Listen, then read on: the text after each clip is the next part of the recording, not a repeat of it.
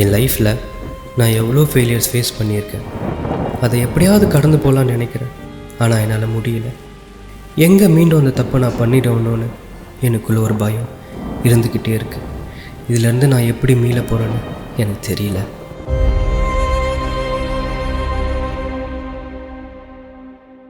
நிறைய கேள்விகள் கேட்டீங்க. ஆனால் பாஸ்ட் இன்ஸ்டன்சஸில் அடிபடுறது, ஓவர் கம் பண்ணுறது கஷ்டம்தான். அப்படியே நமக்குள்ளே ஒரு பெரிய வூண்டு மாதிரி இருக்கும். வெளியே ஏதாவது வூண்டுனா அதை ஏதாவது ஆயின்மெண்ட் போட்டு சரி பண்ணிடலாம். உள்ள வூண்ட்ஸை ட்ரீட் பண்ணுறது தான் கஷ்டம். அதை அவங்க தாண்டி போகவே முடியாது. அவங்க தன்மானத்தை இழந்தோ, கான்ஃபிடென்ஸை இழந்தோ, ஷேம்லே அவங்க வாழ்வாங்க, தலை குனிஞ்சு வாழ்வாங்க. ஸோ இந்த மாதிரி ஏதாவது மிஸ்டேக் பண்ணும்போது, ஏதாவது அசிங்கப்படும் பொழுது, இல்லை வேர்பலாகவே யாராவது ஹராஸ் பண்ணி, திட்டி, அப்யூஸ் பண்ணி அவங்கள மறக்க வைக்க முடியாமல் அந்த புண்ணு அவங்களுக்குள்ளே இருக்கும். அவங்க புண்லேருந்து ஹீல் ஆகிறது ரொம்ப கஷ்டப்படுறாங்க. ஒன்று நம்ம வீக்னஸ்னால், நம்ம தோல்விகள்னால, நம்ம மிஸ்டேக்ஸ்னால் நம்ம புண்படுறோம். அதில் இன்னொன்று மற்றவங்க நமக்கு எதிராக செய்கிற செயல்கள்னால புண்படுறோம். நம்மளே நம்பலைன்னா, நம்மளால் முடியும்னு நம்பலைன்னா அப்புறம் ஒரு மாதிரி டெட் மேன் வாக்கிங் மாதிரி தான் இருக்குது. அதுக்கு மேலே ப்ரொசீட் பண்ணுறதே வேஸ்ட். மற்றவங்கள விடுங்க. we have to believe in ourselves and ஒரு நம்பிக்கையை கொடுத்து நம்ம வரணும். ஆனால் நான் எப்பவும் உணர்ந்தது, நம்மளே நம்ம மேலே கிவ் அப் பண்ணாலும் நம்ம பொட்டென்ஷியல் மேலே விசுவாசம் வச்சுருக்கிறவர் ஆண்டவர். So I see what you can doன்ட்டு அவர் தான் நம்மளோட அதிகமாக நம்மளை பார்க்குறாரு. நான் ஒன்று டிசைன் பண்ணியிருக்கேன், எனக்கு தெரியும், உன் லைஃப் எனக்கு தெரியும், எங்கே கொண்டு போகணுன்னு வச்சுருக்கிறேன் அப்படின்ட்டு தெரியும்ன்ட்டு அவர் தான் நம்ம பொட்டென்ஷியல் வச்சு நம்மளை விட்டு கொடுக்கவே மாட்டார், நம்மளை கிவ் அப் பண்ணவே மாட்டார். ஒவ்வொரு நாளும் இதுதான் நான் உனக்கு வச்சுருக்கிற ஆசீர்வாதம், இதை நான் உன் மூலமாக செய்ய போகிறேன் அப்படின்ட்டு வேதத்தின் மூலமாக ஒவ்வொரு நாளும் நமக்கு கொடுத்து ஸ்ட்ரென்தன் பண்ண அவர் ஆசைப்படுறார். மற்ற ஃப்ரெண்ட்ஸ் எல்லாம் என்கரேஜ் பண்ணலாம், நம்மளை உன்னால் முடியும்டா, நம்ம அப்பா அம்மாவே அன்பு காட்டலாம், சப்போர்ட் பண்ணலாம். ஆனால் ஒரு வார்த்தையும் நம்மளை உயிர்ப்பிக்க முடியாது, நம்மளை சுகமாக்க முடியாது, நமக்கு அன்பை கொண்டு வர முடியாது. ஆண்டவர் வார்த்தை தான் நம்ம அப்படியே வாசிக்கும் பொழுதே நமக்குள்ளே கிரியை செய்யும். நிறைய நேரம் நான் அதை உணர்ந்திருக்கிறேன், அப்படியே என்னை தூக்கி விடுறத உணர்ந்திருக்கிறேன் பெல்லனற்று இருக்கும்போது. எங்கள் அப்பா இந்த ஸ்டோரியை அவங்க மெசேஜஸில் சொல்லியிருக்கிறாங்க. அவங்க ரொம்ப ரவுடித்தனம் பண்ணிவிட்டு, ரொம்ப மிஸ்பிஹேவ் பண்ணிவிட்டு, நிறைய நாட்கள் விளையாட்டுத்தனமாக அவங்க காலேஜ் டேஸில் இருக்கும்போது எல்லாம் அப்படியே கீழார போக ஆரம்பிச்சிது. பேர் கீழார போக ஆரம்பிச்சிது, படிப்பு கீழார போக ஆரம்பிச்சிது.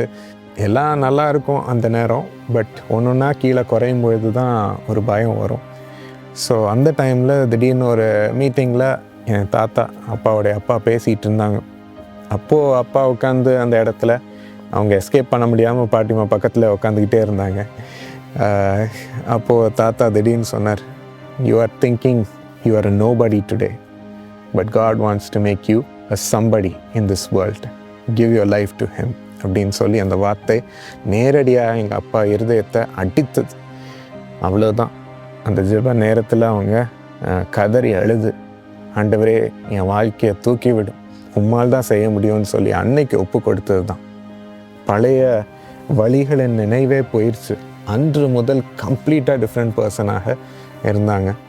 அன்று முதல் படிக்க ஆண்டவர் பக்கத்தில் உட்காந்து சொல்லி கொடுக்கறது போல் இருந்துச்சு.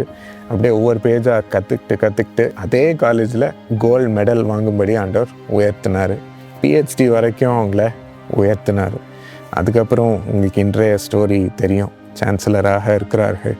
அவங்க பெரிய உலகத்தின் உயர்ந்த மக்களோடு உறவாடும் பேசும் ஒரு நபராக இருக்கிறாங்க. அப்படி ஆண்டவர் உயர்த்தி கொண்டு போயிட்டார். ஆனால் அன்னைக்கு அவங்க என்னால் முடியாதுப்பா அப்படின்ட்டு தன்னையே அவங்க பலப்படுத்த ட்ரை பண்ணி ஃபெயில் ஆகியிருந்தாங்கன்னா, இவ்வளோ இருக்குது நமக்குள்ள எபிலிட்டி, இவ்வளோ நம்மளால் செய்ய முடிகிறது இருக்குது. ஆனால் அதை தூக்கி கொண்டு வரது ஆண்டவர் தான், அவர் பலன் தான். அவர் தான் நமக்கு தன்னம்பிக்கையே கொடுக்குறார். So let us trust him and ask him to lead us. அப்போ தான் நம்ம பழையவைகளை விட்டு முன்னேற முடியும். So this is Sam's world my friends. அதில் நீங்களும் பங்கேற்றதை எங்களுக்கு ரொம்ப சந்தோஷம். ஹோப் உங்களுக்கும் ஒரு ஹெல்ப்ஃபுல்லாக இருந்துச்சுன்ட்டு. இந்த நிகழ்ச்சியில் உங்களுக்கு நாங்கள் பேசுனதில் ஏதாவது இன்னும் கேள்விகள் இருந்துச்சுன்னா நீங்கள் கமெண்ட் செக்ஷனில் போடுங்க, இல்லை எனக்கு இமெயில் பண்ணுங்கள்.